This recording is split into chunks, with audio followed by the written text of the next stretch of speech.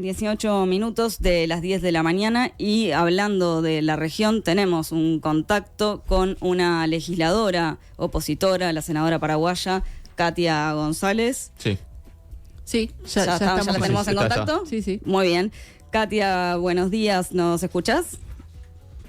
Muy buenos días, sí, les escucho. A disposición de ustedes, un saludo grande a toda la República del Uruguay. Muchas gracias. Katia González es del Partido Encuentro Nacional, colectividad política opositora al Partido Colorado, y fue expulsada del Parlamento con solo 23 votos de 45, cuando en realidad la norma dice que se necesitan 30, según entienden los opositores al gobierno, y ahora vamos a hablar de esto con Katia. El hecho constituye un alevoso atropello a la democracia y un ataque a la oposición. La oposición justamente cuestiona que el Partido Colorado, que lidera el expresidente Horacio Cartes, busca reformar la Constitución para que se habilite la reelección. Katia, queremos empezar por hablar, lógicamente, de tu destitución. ¿Qué explicaciones te han dado más allá de esta cuestión de si legalmente se podía con esta cantidad de votos, ¿no? Pero ¿qué es lo que hay detrás de esta destitución? Bueno, en realidad tenemos que realizar un llamado a la región ante una situación de extrema gravedad que está ocurriendo en la República del Paraguay y que efectivamente tiene que ver con la alteración de la modificación de la conformación del Congreso Nacional. Nosotros estrenamos un nuevo sistema electoral de voto preferente. Yo fui una de las 4 senadoras más votadas en la última elección que se dio en el mes de abril. Apenas estamos estrenando este periodo constitucional que se extiende hasta el 2028, y en una sesión express, en pleno receso parlamentario, un grupo de senadores que pertenece al movimiento Honor Colorado, que lidera el expresidente de la República, Horacio Cartes, decide llevar adelante esta propuesta, que no fue otra cosa que un linchamiento político, sin darme oportunidad al ejercicio del derecho a la defensa, violentando todos los reglamentos que la propia Cámara ha aprobado para llevar adelante un procedimiento tan gravoso como es la expulsión de un legislador, violentando la soberanía popular, y en menos de 5 horas me expulsaron del Congreso. Esa es la realidad. Esto motivó la reacción prácticamente unánime, como no se vio en estos 35 años, de los centros de estudiantes, de los gremios de la producción que hablan justamente de la afectación de imagen país y la falta de seguridad jurídica para atraer inversiones, de las cámaras de comercio, entre ellos la Cámara de Comercio Paraguayo-Brasilera, ¿verdad? Nosotros estamos en plena negociación del anexo C del Tratado de Itaipú. También la Iglesia Católica ha emitido un sentido pronunciamiento, y algunas delegaciones diplomáticas como Estados Unidos, por ejemplo. Lo que pasó y lo que está pasando en el Paraguay nos debe alertar no solamente a los paraguayos y paraguayas, sino a toda la región. Acá Katia, realmente lo que se hizo fue una ficción de juicio, y con esto se envía un mensaje desolador a todo aquel que levanta su voz de protesta, porque yo soy e ingreso desde la ciudadanía al Congreso denunciando corrupción pública, y eso es lo que no perdona. Katia, ¿cuál crees que fue la motivación detrás de esta destitución y cuál fue el papel del Partido Colorado en este proceso? Hay que hablar de que una facción del Partido Colorado ha emitido un posicionamiento serio en contra, lastimosamente no llegaron.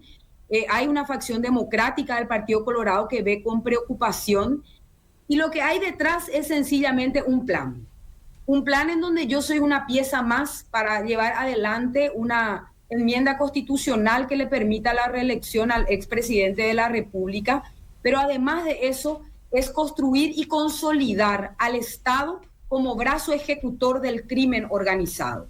Y eso no lo digo yo, lo han dicho expertos internacionales, donde Paraguay, de la mano de este grupo político, hoy pretende convertirse justamente en la ruta que fideliza el crimen organizado y sus confluencias. Estamos hablando de lavado de dinero, de tráfico de drogas, de trata de personas y obviamente de delitos menores como el contrabando. Hay una ruta que comparte esta serie de personas que se organizan y hoy necesitan consolidar el poder político, acallar las voces disidentes, meter miedo a la población. Y evidentemente que esa es la motivación que subyace de este atropello, de esta, digamos, inexplicable actitud que tiene la complicidad de 23 senadores de la República del Paraguay, que han reconocido además, días después de este atraco constitucional, que han sido presionados y que esta decisión se llevó adelante en el comando del Partido Honor Colorado, a través del pedido del propio expresidente de la República, Horacio Cartes, que ha bajado un mandato imperativo que está prohibido por la propia ley, y hay ya muchas incomodidades a raíz, obviamente, que de las voces ciudadanas que se están levantando. ¿Cómo valorás justamente la imagen de Cartes por un lado y por otro lado, por qué lo acusás de estar vinculado al narcotráfico? No te copié. ¿Cómo valorás la imagen que está teniendo hoy por hoy Cartes? Eso por un lado. Y por otro lado, ¿por qué es esta acusación de que está vinculado al narcotráfico? No, la acusación se funda en una serie de situaciones que hemos pasado en la República del Paraguay.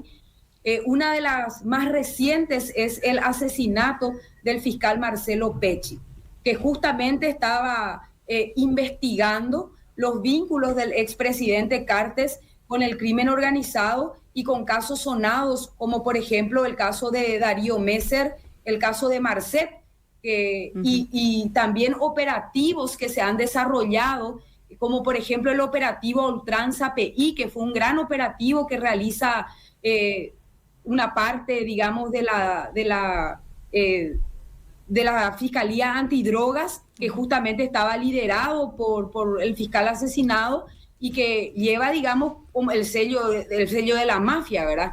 Claramente que este es un paso más, ¿verdad? Nosotros de ninguna manera estamos siendo irresponsables al advertir esta situación. Hay muestras, hay pruebas, hay informes, hay procesos judiciales que no avanzan, porque también hay una parte de la Fiscalía que se ha convertido en el brazo ejecutor de este plan, de este proyecto en la República del Paraguay.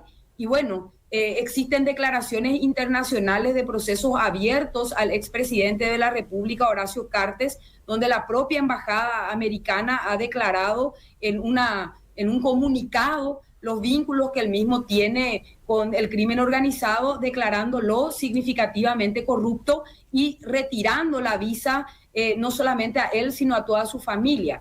Hoy tenemos nosotros en el Congreso Nacional personas procesadas por hechos de narcotráfico, senadores y diputados del movimiento de Horacio Cartes que tienen procesos judiciales por narcotráfico que no avanzan. O sea, están en el Parlamento con procesos abiertos. Así mismo es. ¿Y eso, o sea, es ilegal dentro de la legislación paraguaya? ¿Cómo es? Sí, efectivamente. Esto es una situación que está a la luz del día. Hay, repito, el caso, por ejemplo, del senador Erico Galeano, que está vinculado al proceso Ultranza PI, que justamente tiene una conexión muy particular con el caso de Marcet. Él jugó en un club de fútbol que está liderado por este exdiputado, actual senador. Hay un exdiputado preso también en este mismo operativo. Entonces, lo que nosotros estamos diciendo y refrendando es un poco el llamado de alerta a la región ante lo que está pasando. Mi expulsión se da en este contexto y es una expulsión bastante sentida por el rol que he cumplido también junto con otros senadores que actualmente ya están amenazados, que van a correr con mi misma suerte.